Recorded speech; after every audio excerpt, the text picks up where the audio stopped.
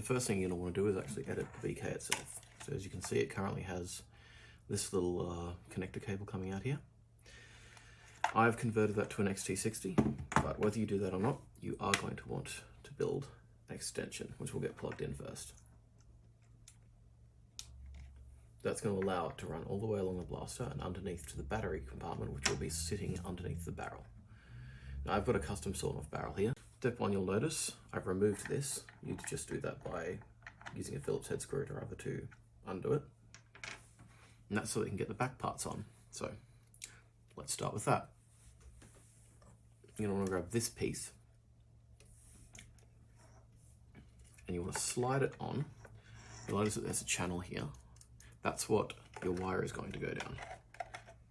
So when I put it on, I'll just carefully make sure that I'm connecting everything with the slides that I want to. Then you'll notice there's a bit of resistance over here. You just want to lift this up. It's quite flexible, so it's fine. Just gently tease it over. Give me a tick. There we are. You'll see on this side, that should give you plenty of space to access your jam clearance tool. So that should be all you need for that. Next thing we're going to want to do is put the rear part for that, which is right here. And then it's the same process. We just gently push it so it engages and put it on like that. And then you have the rear part of your blaster assembled. The Cosmetic kit. Now to hold all this on at the back, we're going to put the stock delete on. And that looks like this. It's a part you'll find in the print files as well. It's nice and easy to print this one. But this part requires a little finicky precision. Where the back wires go up here, you're just going to want to make sure that you look through here, which is one of the reasons I detached it, so that you can see how everything fits together. And you want this to be outside of the pinch point where it's going to get potentially crimped, damaging your wires, but you want to push this to the side so that it doesn't go into that pinch point either. And then you just want to engage it and gently twist into place. And there we have it. That's the back part. Get this, which came with the BK, push it through the hole here, and that's how you secure it in place. Nice and solid. And then finally, this piece which goes on the bottom here. Just push it in, snap it into place. It friction fits. There's a couple of little clips here. My clips don't engage as well anymore because I applied probably too thick a paint job on it, but they clip in nicely when it's just 3D printed plastic. There we go, slide all that back, and you'll do is grab this section, and this is going to slide these two tabs underneath here, but over the top here, just like that. There we go. Now you'll see this part is just, this wire is now dangling here. You want to feed it through this little gap here, push into its new battery tube. Beautiful. This is finally it, the shroud. Now I've printed this as the pick rail instead of just being a standard rail that would engage with this, just in case for whatever reason you want me to do any other modifications, or if you don't want the top shroud, you can still use it. But I want the top shroud to get the visuals we're looking for. So once again, it's just looking for that slot there. There we go. What you can do is make sure that this sits underneath it so it will hide the wiring and keep it nice and safe so it's not going to get damaged by running through the bushes or whatever you plan on doing with it. And that's all.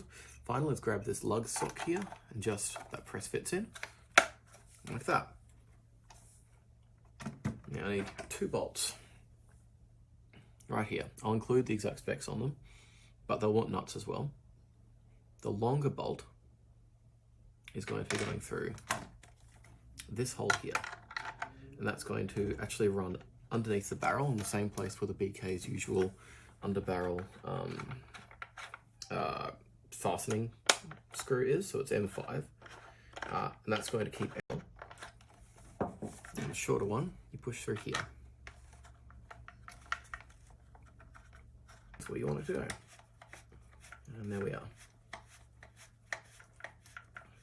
Yeah.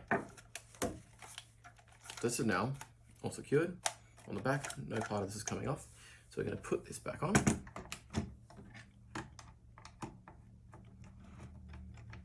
So now we have our functional bolt. There we go. So this part, I was going to separate this out, but that ended up being a little tricky to do because once you've pushed these clips in, it's not really designed to come out, and I kind of want to keep it that way.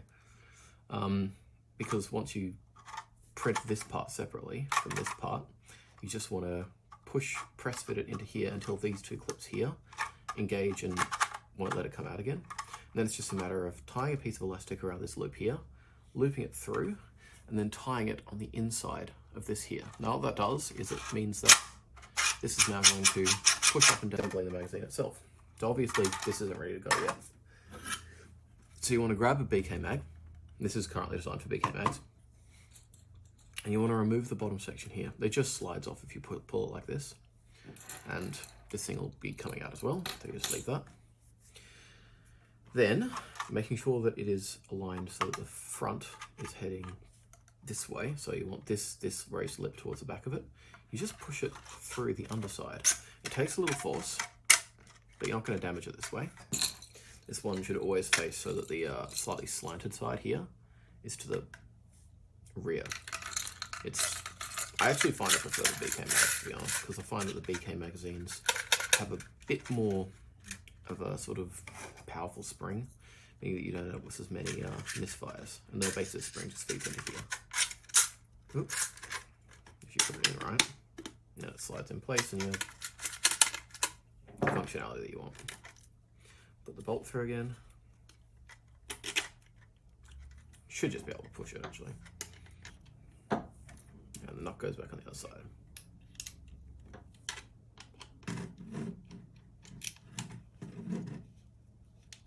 There we go. Now that's actually the magazine you want.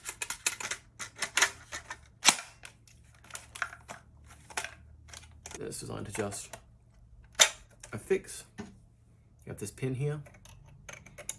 Just hammer it through. Not coming off, and there you have a fully assembled blaster.